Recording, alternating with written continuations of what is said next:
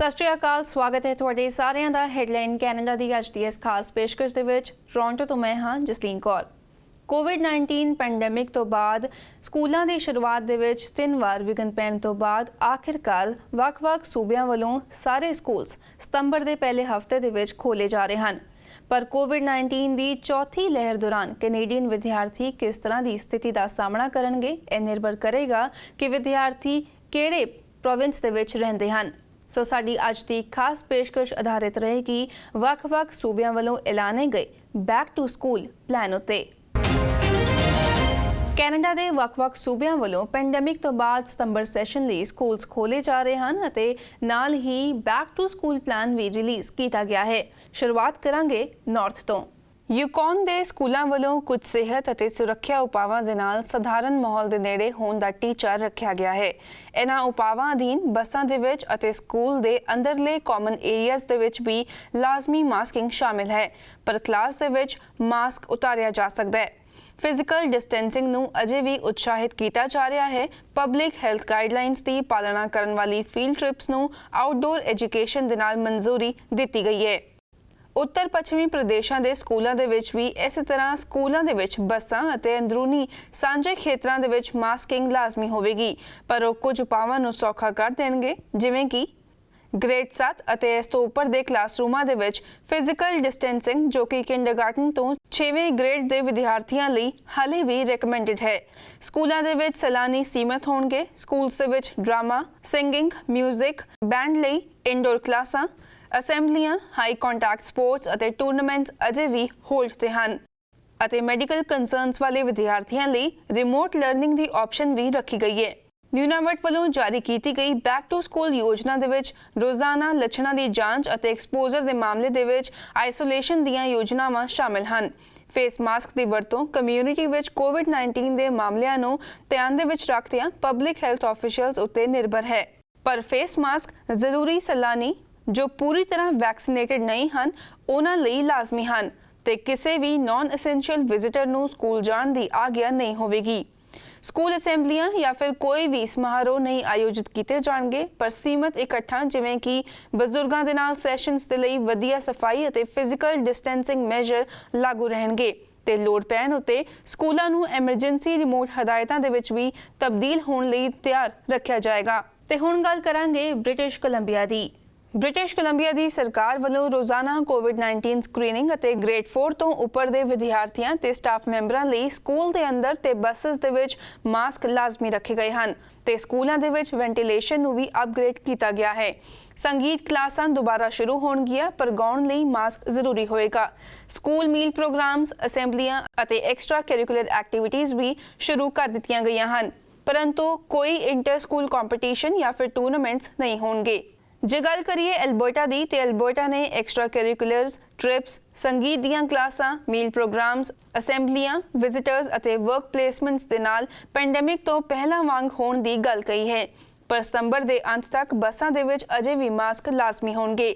ਬਾਕੀ ਸੁਰੱਖਿਆ ਉਪਾਵਾਂ ਦੇ ਵਿੱਚ ਰੋਜ਼ਾਨਾ ਸਕਰੀਨਿੰਗ, ਕੋਵਿਡ-19 ਲਈ ਲੱਛਣ ਜਾਂ ਫਿਰ ਸਕਾਰਾਤਮਕ ਵਿਦਿਆਰਥੀਆਂ ਲਈ ਆਈਸੋਲੇਸ਼ਨ ਰਿਕੁਆਇਰਮੈਂਟਸ ਵੀ ਸ਼ਾਮਿਲ ਕੀਤੀਆਂ ਗਈਆਂ ਹਨ। ਸਸਕੈਚੁਅਨ ਸੂਬੇ ਵੱਲੋਂ ਪ੍ਰੀ ਪੈਂਡੈਮਿਕ ਰਿਟਰਨ ਦਾ ਟੀਚਾ ਰੱਖਿਆ ਗਿਆ ਹੈ, ਜਿਸ ਤਹਿਤ ਡਿਸਇਨਫੈਕਸ਼ਨ ਅਤੇ ਸਾਫ਼ ਸਫਾਈ ਨੂੰ ਵਧਾਇਆ ਗਿਆ ਹੈ ਤੇ ਫੇਸ ਮਾਸਕ ਦੀ ਜ਼ਰੂਰਤ ਹਟਾ ਦਿੱਤੀ ਗਈ ਹੈ ਅਤੇ ਫਿਜ਼ੀਕਲ ਡਿਸਟੈਂਸਿੰਗ ਦੇ ਨਾਲ ਹੋਰ ਕੋਈ ਪਾਬੰਦੀਆਂ ਨਹੀਂ ਲਗਾਈਆਂ ਗਈਆਂ ਹਨ। ਸਕੂਲ ਅਧਿਕਾਰੀ ਲੋੜ ਅਨੁਸਾਰ ਕੰਟੈਕਟ ਟ੍ਰੇਸਿੰਗ ਅਤੇ ਆਈਸੋਲੇਸ਼ਨ ਲਈ ਪਬਲਿਕ ਹੈਲਥ ਦੇ ਨਾਲ ਲਗਾਤਾਰ ਸੰਪਰਕ ਦੇ ਵਿੱਚ ਰਹਿਣਗੇ। ਜ਼ਿਕਰਯੋਗ ਹੈ ਕਿ ਰਜਾਈਨਾ, ਸੈਸਕਟੂਨ ਅਤੇ ਹੋਰ ਖੇਤਰਾਂ ਦੇ ਸਕੂਲ ਬੋਰਡਾਂ ਨੇ ਫੇਸ ਮਾਸਕ ਦੀ ਵਰਤੋਂ ਨੂੰ ਮੁੜ ਤੋਂ ਲਾਗੂ ਕੀਤਾ ਹੈ।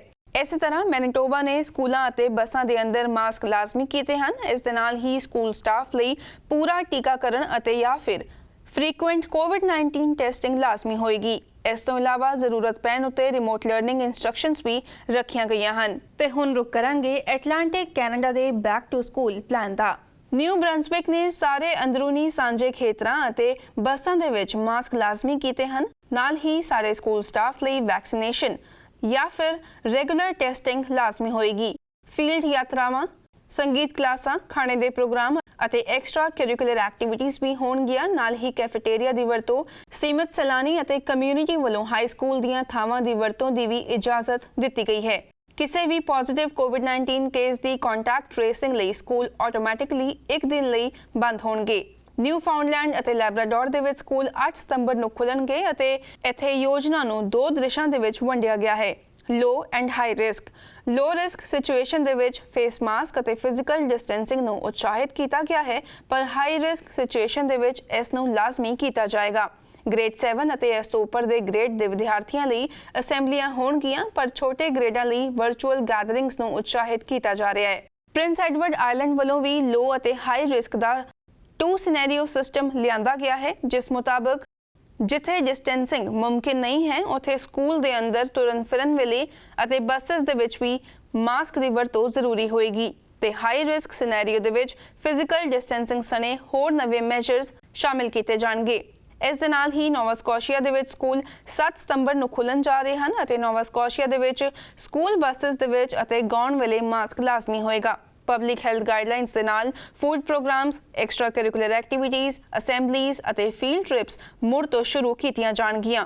ਜ਼ਿਕਰਯੋਗ ਹੈ ਕਿ ਨੋਵਾ ਸਕੋਸ਼ੀਆ ਵੱਲੋਂ 15 ਸਤੰਬਰ ਤੋਂ 5ਵੇਂ ਫੇਜ਼ ਦੇ ਵਿੱਚ ਸ਼ਾਮਿਲ ਹੋਣ ਦੀ ਯੋਜਨਾ ਤਿਆਰ ਕੀਤੀ ਜਾ ਰਹੀ ਹੈ, ਜਿਸ ਵਿੱਚ ਆਮ ਲੋਕਾਂ ਲਈ ਜ਼ਿਆਦਾਤਰ ਪਬਲਿਕ ਹੈਲਥ ਰਿਸਟ੍ਰਿਕਸ਼ਨਸ ਹਟਾ ਦਿੱਤੀਆਂ ਜਾਣਗੀਆਂ, ਪਰ ਬਾਰਡਰ ਰਿਸਟ੍ਰਿਕਸ਼ਨਸ ਫਿਲਹਾਲ ਲਾਗੂ ਰਹਿਣਗੀਆਂ। ਹੈਡਲਾਈਨ ਕੈਨੇਡਾ ਵਿੱਚ ਫਿਲਹਾਲ ਸਮਾਂ ਹੋ ਗਿਆ ਇੱਕ ਛੋਟੀ ਜਿਹੀ ਬ੍ਰੇਕ ਦਾ। ਬ੍ਰੇਕ ਤੋਂ ਬਾਅਦ ਵੀ ਸਾਡੀ ਇਹ ਖਾਸ ਪੇਸ਼ਕਸ਼ ਇਸੇ ਤਰ੍ਹਾਂ ਜਾਰੀ ਰਹੇਗੀ। ਜਦ ਹਾਜ਼ਰ ਹੁੰਦੇ ਹਾਂ।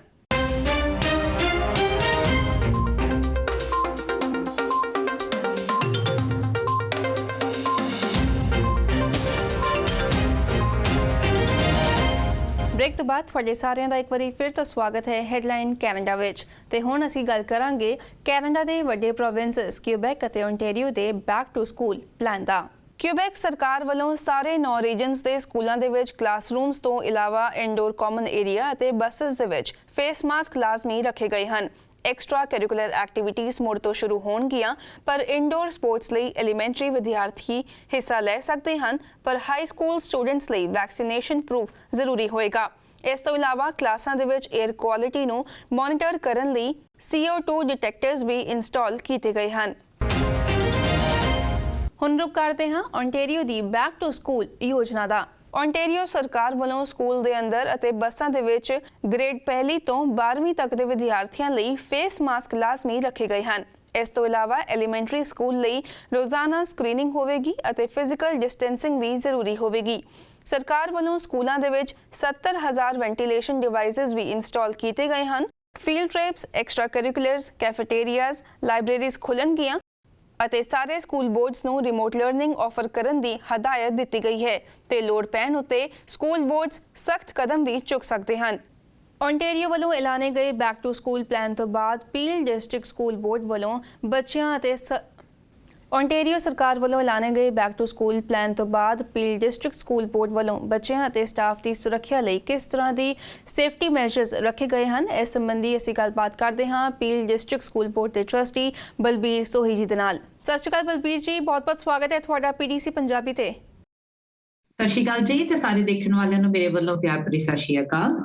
ਬਲਬੀਰ ਜੀ, ਜਿਸ ਤਰ੍ਹਾਂ ਅਸੀਂ ਜਾਣਦੇ ਹੈਗੇ ਹਾਂ ਕਿ ਲੰਮੇ ਸਮੇਂ ਤੋਂ ਬਾਅਦ ਆਖਿਰਕਾਰ ਸਕੂਲ ਜਿਹੜੇ ਨੇ ਉਹ ਸਤੰਬਰ ਤੋਂ ਖੋਲੇ ਜਾ ਰਹੇ ਹਨ, ਸੋ ਤੁਹਾਡੇ ਤੋਂ ਜਾਣਨਾ ਚਾਹਾਂਗੇ ਕਿ ਬੱਚਿਆਂ ਅਤੇ ਸਟਾਫ ਦੀ ਸੇਫਟੀ ਲਈ ਕਿਸ ਤਰ੍ਹਾਂ ਦਾ ਜਿਹੜਾ ਸਕਰੀਨਿੰਗ ਪ੍ਰੋਸੈਸ ਹੈਗਾ ਉਹ ਹੋਏਗਾ। ਸੋ ਇਹਦੇ ਵਿੱਚ ਮੈਂ ਕਹਾਂਗੀ ਕਿ ਜੇ ਪੇਰੈਂਟਸ ਨੂੰ ਕੋਈ ਕੁਐਸਚਨਸ ਹੈਗੇ ਨੇ ਤੇ ਉਹ ਪੀਲ ਡਿਸਟ੍ਰਿਕਟ ਸਕੂਲ ਬੋਰਡ ਦੀ ਵੈਬਸਾਈਟ ਦੇ ਉੱਤੇ ਜਾ ਸਕਦੇ ਨੇ। There is a policy and then there is a proper safe school process ਜਿਹੜਾ ਉਹਦੇ ਵਿੱਚ ਡੀਟੇਲ ਦੇ ਵਿੱਚ ਹੈਗਾ ਤੇ ਸਾਰੇ ਕੁਐਸਚਨਸ ਵੀ ਅਗਰ ਤੁਹਾਡੇ ਕੋਈ ਹੈਗੇ ਨੇ ਫ੍ਰੀਕੁਐਂਟਲੀ ਆਸਕਡ ਕੁਐਸਚਨਸ ਅਸੀਂ ਕਹਿ ਦਿੰਦੇ ਆ, ਉਹ ਵੀ ਡੀਟੇਲਸ ਦੇ ਵਿੱਚ ਹੈਗੇ ਨੇ। ਮੈਂ ਥੋੜਾ ਜਿਹਾ ਨਟਸ਼ੈਲ ਦੇ ਵਿੱਚ ਤੁਹਾਨੂੰ ਦੱਸਣਾ ਚਾਹਾਂਗੀ ਕਿ ਕਿੰਡਰਗਾਰਟਨ ਦੇ ਜਿੰਨੇ ਵੀ ਕਲਾਸਰੂਮ ਨੇ, ਈਵਨ ਇੰਡੀਵਿਜੂਅਲ ਕਲਾਸਰੂਮਸ ਦੇ ਵਿੱਚ ਜਿਹੜੇ ਹੈਪਾ ਫਿਲਟਰਸ ਨੇ ਉਹ ਇੰਸਟਾਲ ਕੀਤੇ ਗਏ ਨੇ ਬਿਕਾਜ਼ ਅਸੀਂ ਸਾਰੇ ਜਾਣਦੇ ਹਾਂ ਆਲਦੋ ਹੁਣ ਆਲਮੋਸਟ 1.5 ਸਾਲ ਹੋ ਗਿਆ ਹੈਗਾ, ਛੋਟੇ ਬੱਚੇ ਵੀ ਦੇ know how to put the mask on because it's not something that we are learning now. So ਸਾਰੇ ਬੱਚੇ ਮਾਸਕ ਲਗਾਉਂਦੇ ਨੇ, ਬਾਹਰ ਜਾਂਦੇ ਨੇ, ਪਰ ਫਿਰ ਵੀ ਐਕਸਟਰਾ ਪ੍ਰੀਕਾਸ਼ਨ ਹੈਗਾ ਕਿ ਇੰਡੀਵਿਜੂਅਲ ਕਲਾਸਰੂਮਸ ਦੇ ਵਿੱਚ ਹੈਪਾ ਫਿਲਟਰਸ ਨੇ ਜਿਹੜੇ ਉਹ ਮਿਨਿਸਟਰੀ ਵੱਲੋਂ ਇੰਸਟਾਲ ਕੀਤੇ ਗਏ ਨੇ। ਐਂਡ ਮੈਂ ਆਪਣੇ ਵਾਰਡ ਦੇ ਸਕੂਲਸ ਦੀ ਗੱਲ ਕਰਾਂ ਤੇ ਕਿੰਡਰਗਾਰਟਨਸ ਦੇ ਸਾਰੇ ਕਲਾਸਰੂਮਸ ਦੇ ਵਿੱਚ, ਈਵਨ ਜਿਮ ਦੇ ਵਿੱਚ, ਸਟਾਫ ਰੂਮਸ ਦੇ ਵਿੱਚ, ਆਫਿਸਿਸ ਦੇ ਵਿੱਚ, ਜਿਹੜਾ ਫਰੰਟ ਡੈਸਕ ਆਫਿਸ ਹੁੰਦਾ ਉਹਦੇ ਵਿੱਚ ਵੀ ਸਾਰੇ ਕਿਤੇ ਜਿਹੜੇ ਫਿਲਟਰੇਸ਼ਨ ਹੈ ਜਿਹੜੀ ਉਹ ਅਪਗ੍ਰੇਡ ਕੀਤੀ ਗਈ ਹੈ। ਜੀ ਸੈਕੰਡਲੀ ਜਿਸ ਤਰ੍ਹਾਂ ਪਹਿਲਾਂ ਸੀਗਾ ਕਿ ਤੁਸੀਂ ਫੇਸ ਮਾਸਕ ਲਗਾਇਆ ਹੋਏਗਾ, ਮੈਂਡੇਟਰੀ ਹੈ ਫੇਸ ਮਾਸਕ, ਤੁਸੀਂ ਸੈਨੀਟਾਈਜ਼ ਕਰਕੇ ਅੰਦਰ ਜਾਣਾ ਹੈਗਾ। No visitors are allowed in the office. You can make the appointment, the parents can make the appointment and go there. Lunch room ਦੇ ਟਾਈਮ ਜਾਂ ਤੁਹਾਡੀਆਂ ਜਿਹੜੀਆਂ ਕੋਈ ਹੋਰ ਐਕਟੀਵਿਟੀਜ਼ ਹੈਗੀਆਂ ਨੇ, ਕੋਈ ਮਿਊਜ਼ਿਕ ਰੂਮ ਦੀ ਐਕਟੀਵਿਟੀ ਹੈਗੀ ਹੈ, ਜਿਹੜਾ ਗਰੁੱਪ ਹੈ, ਕੋਹੋਰਟ ਹੈ, ਇੱਕ ਕਲਾਸ ਹੈ ਜਿਹੜੀ ਉਹ ਹਮੇਸ਼ਾ ਇਕੱਠੀ ਰਹੇਗੀ। ਸੋ ਤਾਂ ਜੋ ਅਗਰ ਕੋਈ ਵੀ ਕੇਸ ਆਉਂਦਾ ਹੈਗਾ, it is easy to trace. ਨਾਲ ਦੀ ਨਾਲ ਐਕਸਟਰਾ ਪ੍ਰੀਕਾਸ਼ਨਸ ਹੈਗੀਆਂ ਨੇ ਕਿ ਹਰ ਥਾਂ ਦੇ ਉੱਤੇ ਸੈਨੀਟਾਈਜ਼ਰਸ ਨੇ ਜਿਹੜੇ ਉਹ ਇੰਸਟਾਲ ਕੀਤੇ ਗਏ ਹੈਗੇ ਨੇ, ਸੋ ਟੂ ਮੇਕ ਸ਼ੋਰ ਕਿ ਬੱਚੇ ਨੇ ਜਿਹੜੇ ਉਹ ਹੈਂਡ ਸੈਨੀਟਾਈਜ਼ ਕਰ ਰਹੇ ਹੈਗੇ ਨੇ ਇਨ ਬਿਟਵੀਨ। ਜੀ ਐਲੀਮੈਂਟਰੀ ਸਕੂਲ ਦੇ ਜਿਹੜੇ ਬੱਚੇ ਨੇ ਔਰ ਜਿਹੜੇ ਹਾਈ ਸਕੂਲ ਦੇ ਬੱਚੇ ਨੇ, ਕੀ ਉਹਨਾਂ ਲਈ ਇਹ ਨਿਯਮ ਬਰਾਬਰ ਹੈਗੇ ਨੇ ਜਾਂ ਐਲੀਮੈਂਟਰੀ ਸਕੂਲਸ ਦੇ ਵੱਖਰੇ ਨੇ ਤੇ ਹਾਈ ਸਕੂਲਸ ਦੇ ਵੱਖਰੇ ਨੇ? ਜਿਹੜੇ safety precautions are obviously they are across the board, they are the same in all the classrooms, so we want to make sure ਕਿ ਸਾਰੇ ਜਿਹੜੇ ਉਹ strict precautions ਨੇ ਜਿਹੜੀਆਂ ਉਹ follow ਕਰ ਰਹੇ ਨੇ।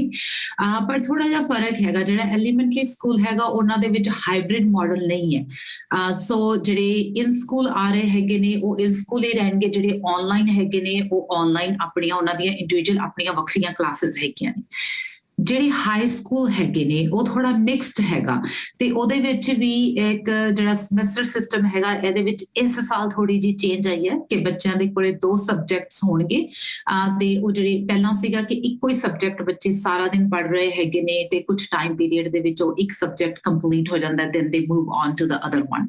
ਸੋ ਇਸ ਟਾਈਮ ਕੀ ਕੀਤਾ ਹੈਗਾ ਕਿ 2 ਸਬਜੈਕਟਸ ਹੈਗੇ ਨੇ, ਬਿਕਾਜ਼ ਇਟ ਵਾਸ ਸੀਨ ਕਿ ਬਹੁਤ ਔਖਾ ਸੀਗਾ, ਇਟ ਵਾਸ ਵੈਰੀ ਡਿਫਿਕਲਟ ਕਿ ਬੱਚੇ ਸਾਰਾ ਟਾਈਮ ਇੱਕੋ ਸਬਜੈਕਟ ਦੇ ਵਿੱਚ ਹੈਗੇ ਨੇ, ਬੋਰ ਹੋ ਜਾਂਦੇ ਆ ਅਸੀਂ ਕਈ ਵਾਰੀ ਇੱਕ ਸਬਜੈਕਟ ਬੜਾ ਟਫ ਹੁੰਦਾ ਹੈਗਾ। ਸੋ ਦਿਸ ਟਾਈਮ ਦੇਰ ਆਰ 2 ਤੇ ਉਹਨਾਂ ਦੀ ਜਿਹੜੀ ਮੈਂ ਕਹਾਂਗੀ ਕਿ it's on the website as well ਕਿ ਕਿਸ ਤਰ੍ਹਾਂ ਗਰੁੱਪ A ਗਰੁੱਪ B ਜਿਹੜਾ ਹੈਗਾ ਉਹ ਡਿਫਰੈਂਟ ਟਾਈਮਿੰਗਸ ਦੇ ਉੱਤੇ 2 ਸਬਜੈਕਟਸ ਦੇ ਨਾਲ ਚੱਲੇਗਾ। ਤੇ ਉਹਨਾਂ ਦਾ ਜਿਹੜਾ ਹੈਗਾ ਕਿ ਇਟਸ ਅ ਮਿਕਸਡ ਕਿ ਜੇ ਬੱਚਾ ਕਲਾਸ ਦੇ ਵਿੱਚ ਨਹੀਂ ਆਇਆ ਹੈਗਾ ਤੇ ਉਹ ਆਨਲਾਈਨ ਆਪਣੀ ਕਲਾਸ ਨੂੰ ਐਕਸੈਸ ਕਰ ਸਕਦਾ ਹੈ।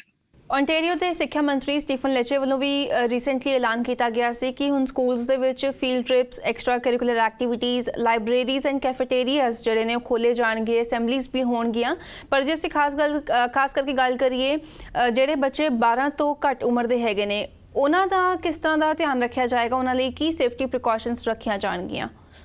So ਜਿਸ ਤਰ੍ਹਾਂ ਹਾਲੇ ਤੱਕ ਕੋਈ ਵੈਕਸੀਨੇਸ਼ਨ ਨਹੀਂ ਹੈ from kindergarten up to age 12, so it's difficult and I have been receiving a lot of calls from the parents ਕਿ parents ਕਹਿ ਰਹੇ ਹੈਗੇ ਨੇ। ਸੋ ਐਸੇ ਕਰਕੇ ਕਿਉਂਕਿ ਨੰਬਰਸ ਵੱਧ ਰਹੇ ਹੈਗੇ ਨੇ, ਹਰ ਰੋਜ਼ ਅਸੀਂ ਕਵਾਂਗੇ ਕਿ ਚੇਂਜਸ ਆ ਰਹੀਆਂ ਹੈਗੀਆਂ ਨੇ, ਇਟਸ ਐਵਰ ਚੇਂਜਿੰਗ ਫੀਲਡ। ਤੇ ਐਸੇ ਕਰਕੇ ਪੀਲ ਬੋਰਡ ਵੱਲੋਂ ਵੀ ਹੁਣ ਇੱਕ ਨਵਾਂ ਸਰਵੇ ਹੈ ਜਿਹੜਾ ਉਹ ਭੇਜਿਆ ਗਿਆ ਹੈਗਾ ਪੇਰੈਂਟਸ ਨੂੰ, ਜਿਹੜਾ ਸੈਪਟੈਂਬਰ 8 ਤੱਕ ਤੁਸੀਂ ਕੰਪਲੀਟ ਕਰਨਾ ਹੈਗਾ। ਕਿਉਂਕਿ ਜਿਹੜਾ ਪਹਿਲਾ ਸਰਵੇ ਸੀਗਾ ਉਹਦੇ ਵਿੱਚ ਜਦੋਂ ਉਹਦਾ ਡੈਡਲਾਈਨ ਸੀਗੀ ਉਦੋਂ ਤੱਕ ਕੇਸਿਸ ਤੇ ਨੰਬਰਸ ਨੇ ਜਿਹੜੇ ਉਹ ਬਹੁਤ ਥੋੜੇ ਸੀਗੇ। ਸੋ ਹੁਣ ਫੈਮਲੀਜ਼ ਦੁਬਾਰਾ ਵਰੀਡ ਹੈਗੀਆਂ ਨੇ। ਸੋ ਜਿਹੜਾ ਉਹ ਸਰਵੇ ਹੈਗਾ ਉਹ ਸੈਪਟੈਂਬਰ 8 ਤੱਕ ਤੁਸੀਂ ਕੰਪਲੀਟ ਕਰਨਾ ਹੈਗਾ ਕਿ 2 ਹਫ਼ਤੇ ਦਾ ਟਾਈਮ ਚਾਹੀਦਾ ਹੈਗਾ। ਬਿਕਾਜ਼ ਪਿਛਲੀ ਵਾਰ ਵੀ ਜਦੋਂ ਇਹ ਸਰਵੇ ਕੰਪਲੀਟ ਹੋਇਆ ਸੀ ਆਲਮੋਸਟ 20,000 ਪੇਰੈਂਟਸ ਨੇ ਚੇਂਜ ਕੀਤਾ ਸੀਗਾ from in person to online. So ਐਸੇ ਕਰਕੇ ਟਾਈਮ ਚਾਹੀਦਾ ਹੈਗਾ। If we look at the broader level, Peel District School Board ਦੇ ਵਿੱਚ ਆਲਮੋਸਟ 1,56,000 ਬੱਚੇ ਹੈਗੇ ਨੇ। ਸੋ ਇੰਨੇ ਬੱਚਿਆਂ ਦਾ ਜੇ ਸਕੇਜੂਲ ਵਗੈਰਾ ਬਣਾਉਣਾ ਹੈਗਾ ਇਟਸ ਬਿਟ ਟਫ। ਸੋ ਇਹਦੇ ਲਈ 2 ਹਫ਼ਤੇ ਚਾਹੀਦੇ ਨੇ ਤੇ ਸੈਪਟੈਂਬਰ 27 ਤੋਂ ਅਗਰ ਤੁਸੀਂ ਕੋਈ ਚੇਂਜਸ ਕੀਤੀਆਂ ਹੈਗੀਆਂ ਨੇ ਉਹਨਾਂ ਦੇ ਲਰਨਿੰਗ ਮਾਡਲ ਦੇ ਵਿੱਚ, ਫਿਰ ਉਹ ਜਿਹੜੀਆਂ ਨੇ ਉਹ ਉਹਨਾਂ ਦੇ ਅਕੋਰਡਿੰਗ ਤੁਹਾਡਾ ਬੱਚਾ ਜੇ ਤੁਸੀਂ ਚੂਜ਼ ਕੀਤਾ ਹੈਗਾ ਕਿ ਉਹ ਇਨ ਸਕੂਲ ਜਾਵੇ ਜਾਂ ਆਨਲਾਈਨ ਜਾਵੇ ਉਸ ਤਰ੍ਹਾਂ ਜਾਏਗਾ। So there is another chance given to the families ਜੇ ਉਹ ਨਹੀਂ ਕੰਫਰਟੇਬਲ ਫੀਲ ਕਰ ਰਹੀਆਂ ਹੈਗੀਆਂ। ਸੋ ਮੈਂ ਜ਼ਰੂਰ ਕਹਾਂਗੀ ਕਿ ਪਲੀਜ਼ ਇਹ ਸਰਵੇ ਜ਼ਰੂਰ ਭਰੋ। ਕਾਫੀ ਡਿਫਰੈਂਟ ਲੈਂਗੁਏਜਸ ਦੇ ਵਿੱਚ ਹੈਗਾ।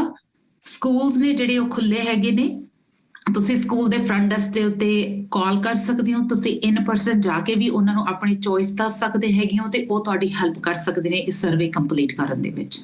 ਜੀ ਬਲਬੀਰ ਜੀ, ਜਿਸ ਤਰ੍ਹਾਂ ਅਸੀਂ ਜਾਣਦੇ ਹੈਗੇ ਹਾਂ ਕਿ ਫੈਡਰਲ ਚੋਣਾਂ ਇਸ ਵਾਰੀ 20 ਸਤੰਬਰ ਨੂੰ ਹੋਣ ਜਾ ਰਹੀਆਂ ਹਨ। ਹਮੇਸ਼ਾ ਅਸੀਂ ਦੇਖਿਆ ਕਿ ਜਦੋਂ ਵੀ ਫੈਡਰਲ ਚੋਣਾਂ ਹੁੰਦੀਆਂ ਨੇ ਤੇ ਇਲੈਕਸ਼ਨ ਕੈਨੇਡਾ ਵੱਲੋਂ ਪੋਲਿੰਗ ਬੂਥਸ ਜਿਹੜੇ ਹੈਗੇ ਨੇ ਉਹ ਸਕੂਲਾਂ ਦੇ ਵਿੱਚ ਵੀ ਸੈਟਅਪ ਕੀਤੇ ਜਾਂਦੇ ਨੇ। ਪਰ ਕੀ ਇਸ ਸਾਲ ਇਲੈਕਸ਼ਨ ਕੈਨੇਡਾ ਵੱਲੋਂ ਪੋਲਿੰਗ ਬੂਥਸ ਸਕੂਲਾਂ ਦੇ ਵਿੱਚ ਸੈਟਅਪ ਕੀਤੇ ਜਾਣਗੇ?